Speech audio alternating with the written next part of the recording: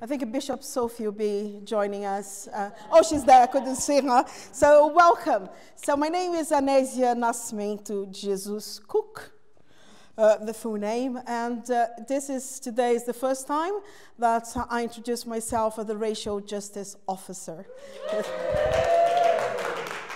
So in a few minutes, we're going to do the licensing. So it's a great privilege to be here with you today. So the idea today is just to have an open conversation about how do we include people in our leadership, how we form and affirm and train disciples from different ethnicities and the backgrounds. So that is my task.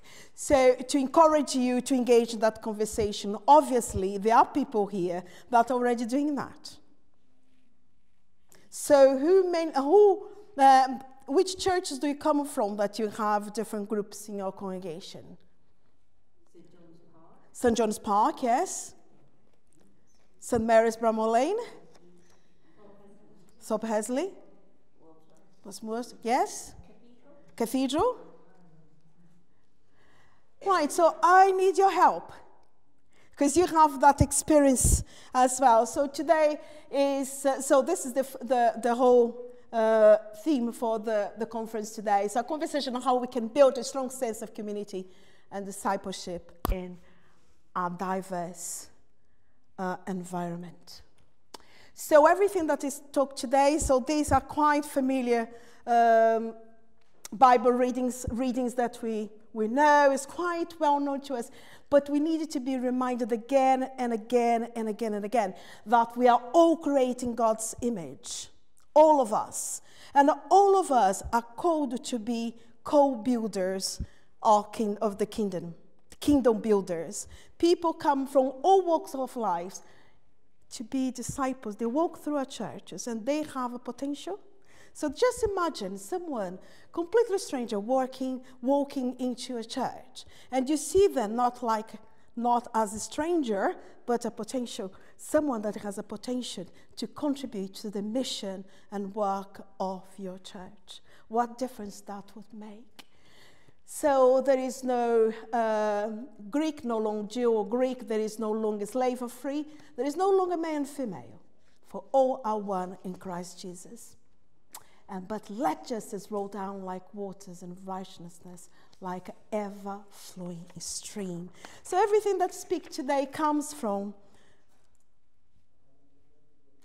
the gospel, the Bible, because that is imperative. It's not that the church wants to be politically correct, but that is the mandate. It's a gospel mandate to make our churches more welcoming for people from all different backgrounds and global heritage, UK minority ethnic groups. And these are some of the words that I'm going to use today, just to give you overview to what I'll be talking about. So diversity. So diversity is a gift. If we look around, a beautiful garden is beautiful because of its variety, because it's diversity. So that's how God created, and that's how God created us. So it's a given. It's counting the numbers. It's beautiful. However, inclusion is a step forward. Inclusion is making that mix work. Each church, even if your church is only white people, white congregation, is still diverse because people come from different backgrounds. Even from being white, we come from different backgrounds. But there is something else.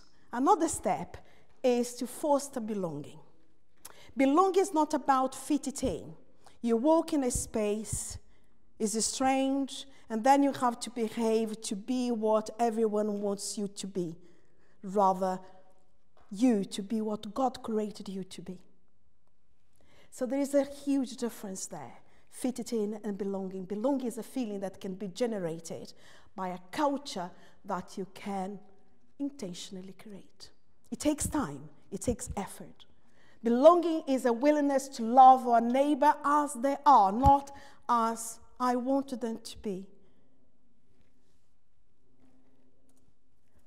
So, How does your church celebrate differences in idea? What do you do to integrate the groups that you have in your church? I went to a licensing of a friend of mine in Forest Gate, London, Chelmsford Diocese. And please, Bishop, so forgive me, but licensing services can be a little bit boring, isn't it? So all the all those legal things. But this licensing was the licensing of a good friend of mine, and it caught my attention that church had St. Martin's, had St. Edmund's, had flags of all over the world. There were 23 different flags. You are welcome. So you walked in the church, 23 flags. You identified your flag. You are welcome. The service is done in 3 languages: English, Spanish, Portuguese. The licensing service, the music was played by a Japanese group. The offertory was organized by Port-au-Prince, people singing Creole, dancing through the aisle with the plates and with the traditional dresses. If the Bible reading was in Portuguese, so there was translation in English or Spanish or French, there were the translation. The Lord's Prayer was said in I don't know how many languages there. And it was just amazing that they turned an official Church of England licensing legal service into a huge celebration because they took the risk. They took the risk. For those of you who don't know yet already, there is a website called the Bible Gateway, right? So there you can find different translations. When I was at the Rotherham Minster, a few years ago, we had 13 different nations, and we had the Sunday school kids to draw a picture. We looked at what, in different languages, God is with us in different language, and we make huge banners to put on the pillars. And on a Christmas Eve, people would walk in and say, oh, God is with us. That is Farsi, that's French, that's Japanese, that's Chinese. It made a huge difference. Just a simple thing. It didn't take much, because the children doing it was just a little bit research on how to write in the, God is with us in the different language. And that made a huge impact on people. Because people could recognize, yes, we're in an English church. Yes, we do English. But this is my language too, is recognize that I bring something different to the table. So that was quite amazing doing that. Oops. Ooh. It's going wrong. Oh, here we are. So, some tips in my experience, the experience of colleagues and friends. How do we bring that pool of energy, of knowledge, of wisdom to be part of our congregations, that you see not as visitors? Because we tend, when someone that is not known to us walk in church, you looked at them and said, where you come from? I haven't seen you before.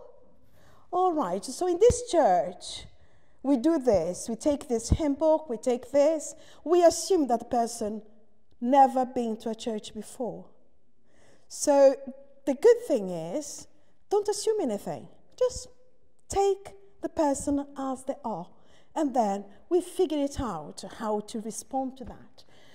So we have a parish, all of us. We work in a parish level. Even though you work with the 2, 3 parishes, we still have a parish. We still have parishioners. So if you're really keen about including people, just talk about it, shout about it, preach about it. Social platforms, the magazines, the newspapers, the bulletin, everything that you do, think about it, how that invitation to a service can be seen by people can be heard and understood by people from minority ethnic groups? How do you do? The photographs is only white people? Do they have children? Do they have women, or is it only men? So we need to think about how others would see and read the message that we send. So reach out. How do we know our parishes? Who live in our parishes? So the census is a good way to look at it. The diocese is working on it. I think we can have that. So you can have your own census and see which kind of ethnicities live in your parish. And this is part of our mission. This is missional, to know who are in your parish. Get to know them. Where do they come from? Which language do they speak? So learn their names. Connect with them. And when they finally settle in a church, just be intentional. Discover leaders by looking around. We tend, when we need the volunteers, we tend to stand by the pulpit and say, well, the stewards, we need stewards. How many of you have done this before? We need stewards here, and nobody comes along. We need stewards, nobody comes. We need this, but there is a group of people sat right at the back. How many times have you done this? So I did that, St. was where I was. Someone came in and said, nobody wants to do it, and I'm not going to do the route anymore. I said, but have you asked those right at the back? Then they are Jamaicans. I said, they are not Jamaicans. That is from Suriname, this is from Trinidad. They come from different countries. They're not Jamaicans. They never arrive in time. I said, that's interesting. The church warden never arrives in time. The service starts at 10. He comes 10 past 10, sits on his chair, and opens his mobile. What's your point, she said. I said, he's always late. Yes, but that's him, isn't it? I said, you are excusing the church warden for arriving late, and he's white. But you are blaming the Jamaicans for arriving late when they have no role in church. If I have nothing to do on Sunday, I'm not going to arrive half an hour earlier, will you? I'm going to stay in bed because I don't have anything else to do. Just show up. You just show up. And so if you do invite them, you will regret. I said, yes, I will. I went. Millie, God bless her soul. Millie, I want you to be part of the welcomes team. I've been here for more than 20 years. Nobody never, ever asked me to put the kettle on. And you want me to be on the door? I said, yes. And someone, a white man, held her hand and said, you and I can be a great team. And she did that till the day she died. And it was the most amazing thing because she had that warmth, that smile. She embraced people, her smile. And everybody said, but you know, it's so good to walk in here. Millie is amazing. So sometimes you need to be intentional. You ask once or twice, they don't come. Because they bring a lot of, especially the Windrush generation, bring a lot of luggage because they haven't been welcomed in the churches. So they have to create their own church, to build up their own church. So just bear that in mind, be intentional, and arrange someone to talk to them. I say, well, you know, Mary here can be a really good friend of yours. So just look after. So just make sure that you connect people, that there is someone that you mentor to be friend with those who are visiting our churches. So act. So that's the part of the action. Be open to change. There is something in us that we need to change, the way how we do things. Because the moment that you bring people from different backgrounds, for different perspectives, something has to change. And we need to be willing to change the way how we see things, how we do things in our church. So we let go of how we do the things. St. Edmund's did, projected the service. people speaking different languages. The Sunday school children is like, oh my goodness, the United Nations. Every child is learning each other's languages. It's just amazing. The vibrancy is that we need to take that step. So welcoming different voices and styles is important for the well-being of our churches, for mission, and for the message that we preach. It's not PC, it's a gospel imperative, because it gives a different perspective of how we do mission, how we are disciples, how we encourage each other to be disciples. So train and affirm, like Peter Clark did with Millie. Held her hand and said, you and I help you to do that because I've been doing that for a while. So let us do it together. Let us take the risk. Let us take the risk and listen to them. So just listen to their feedback. How was the experience? How is the experience of those? So those are just basic things that it does, it takes a little bit of courage, a little bit challenge. I'm not saying that it's easy. St. Mary's wasn't easy. Isn't it? Still, it's a challenge. It's a work in progress. But with challenge, comes great opportunities. There's more people from ethnic and minority groups you involved in the life of your church, more chances you have to reach out to the community in which you serve, because they speak the language. They know how people down the road speak, which language they speak, so they can be your voice there. So, any questions? So, one thing that before that, I called this conversation a place at the table. And I found this at the cathedral. And I noticed that there are women there. People from different colors and women on the Last Supper. So it makes this Last Supper beautiful. There is a beautiful one as well with a black Jesus and the chapel of the Holy Spirit in the cathedral. That's absolutely amazing. So another thing that can be done is to be proactive in terms of how you decorate the church with things you have in church. St. Oswald never was allowed to go to the local schools, but the local schools came to us, and I had a school visit once, and this is a Christmas crib from Zululand, and this is baby Jesus. This little girl said to me, Mrs., can I hold baby Jesus? I said, yes, you can. And then she held baby Jesus in her hand, and she said, oh, it's like me. It's like me. Jesus. And then she went to her friend and said, Jesus is like us. Jesus, do you know, by that time, I was in tears because I am a tearful person. So, and there was just this baby Jesus. It made a huge difference. And they all went out talking about the black Jesus. I got a Spanish one. I got a Peruvian crib. All the children identified, just a little thing that identified, and they went home.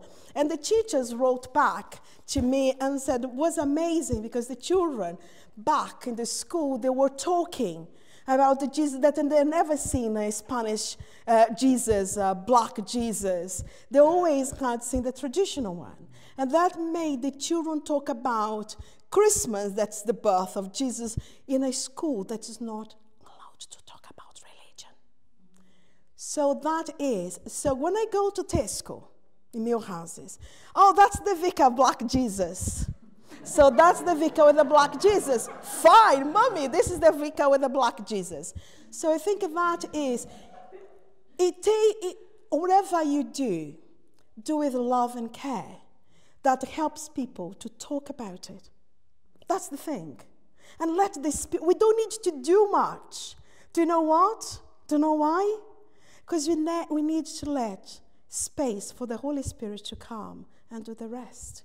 That's what we are called to do something, but do it well. You don't need to do everything, but do one thing that can make them welcome.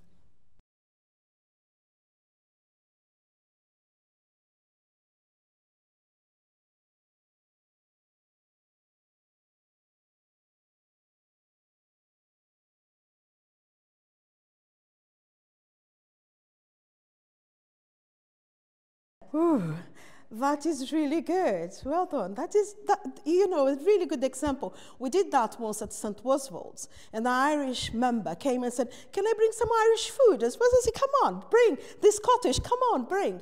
And it was amazing.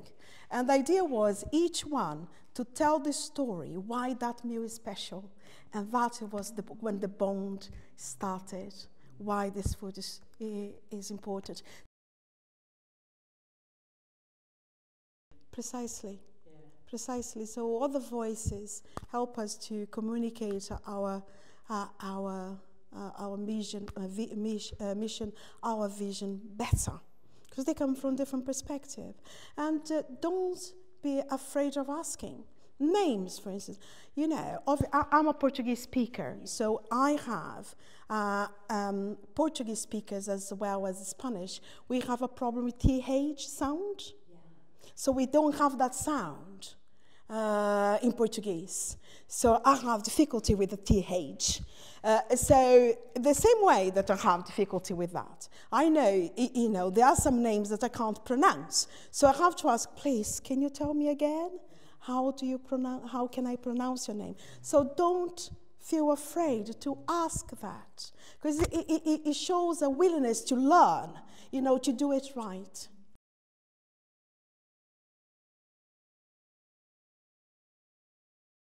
The national website, the Church of England website, has a pool of resources for Black History Month. It's accessible, cut and paste. You wrote some of it, but she's too humble to tell you that. Pardon? It's really awesome. I said you wrote some of it. Yes, I wrote some of it. Sorry. Yes, I wrote some of it. It was great fun doing that. So I prepared some of them. So it's for racial justice, Sunday, and Black History Month. So you have those resources there. The churches together in Britain and Ireland also have fantastic resources to celebrate. Another way, as being said here from St. John's, a meal. I think people say, well, why do we need to celebrate Black History Month? I think because we needed to be reminded, to remind ourselves that there is a history here, and we needed to tell about it. So I think that Sheffield Black History Month, also there are a lot of resources there. There is a service in the cathedral on the 20th. On the 19th of October, you all received. So you register on the link here. So this is a conference from the Northern Province for minority ethnic groups, global heritage, but also for those of us who are supporting our congregations, our members. So it's not just for minority ethnic groups, it's for all of us to support and encourage, that we're willing to learn and we're willing to stand alongside. So I think those, I can send an email around with some resources if that helps. Probably when you registered, you left your emails. Right, I will ask John Hibbert to pass, and they can pass the resources. There will be a podcast coming on that Miri and I and Roshani from St. Thomas Crooks will be doing podcast for Black History Month. So there are plenty of resources, so I'll be doing that too.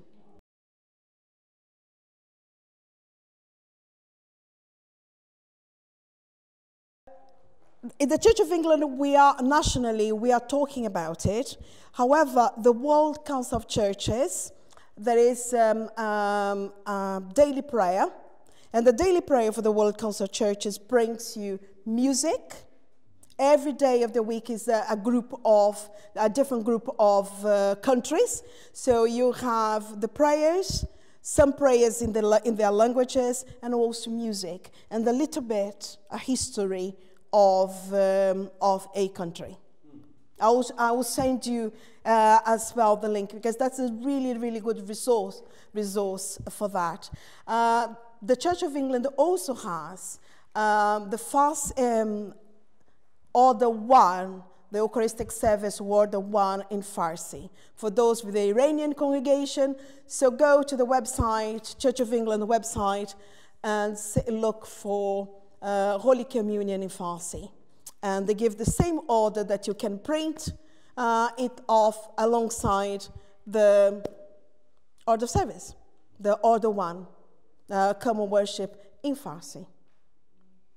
So it does help. So it's the beginning, and the people just beginning to engage with that, and then people can see that you are really willing to welcome them, to make them feel part of the church community.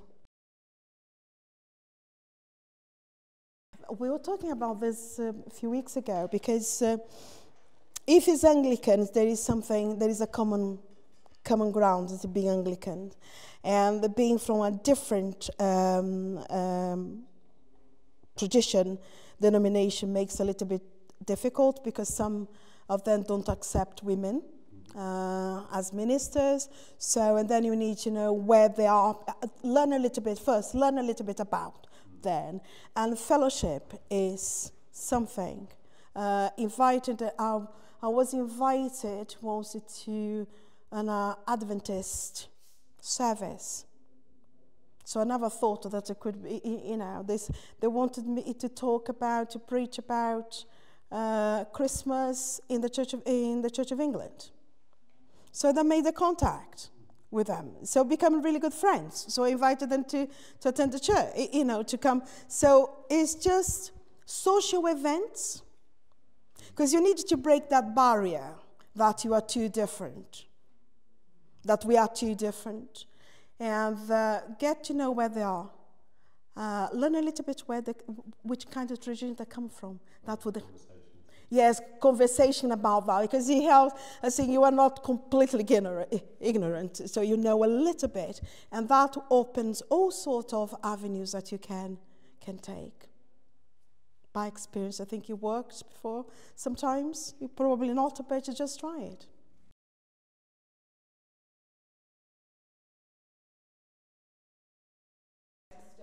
Right. When people come to me and said that we don't have this problem, or there is no black people in our congregation, I said, well, actually, our task is to form disciples to be kingdom builders in the world. So if you don't affirm and train our disciples to be proactive, inclusive, and welcoming to others in their working place, we're failing in our mission to make disciples. The first. The second is, we don't expect a child to be abused in order to have a safeguarding strategy for sexual abuse in our congregation. The way we don't. We put things in place to be vigilant, don't we? So it's the same thing as race, as ethnicity. So we become more proactive. We educate ourselves how we deal, how we welcome others from different backgrounds. And role models. I'm here to preach. I don't have a parish. Sorry, Stephen, I had to leave St. Oswald's.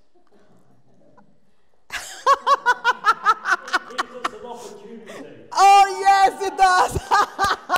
It does. So I don't have a parish. So I have a PTO, permission to officiate by the bishop. I can go to any church on Sunday. Do please. That is my role. So role models. So that we need to create, to be able. When I first time that I went to St. Mary's, Bramall Lane, so when Claire Dawes invited me, Claire is white, a really diverse congregation. This little girl was with the host. This little girl looked at me. A black vicar? Mommy, a black vicar. So she's, she never saw that. So role models. So invite friends from different ethnicities. Invite friends. I'm here. I'll be delighted to preach, to go just to sit and read the gospel for you, or do the intercessions. That's my job. You know, that would be my job. So, and then people will be exposed to different kind of ministry, different people there. And then things starts moving.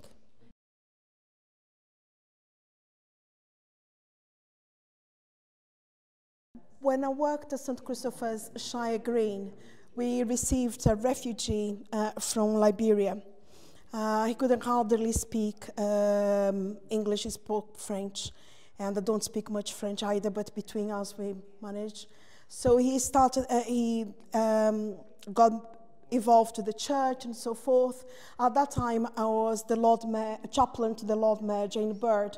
So I got her involved to sort out his papers. So he sorted this, he sorted out his papers and he disappeared.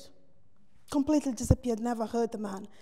And I went to a conference of black minority ethnic priests in Leicester. And there was this man just right on the corner looking at me. I said, I know that man.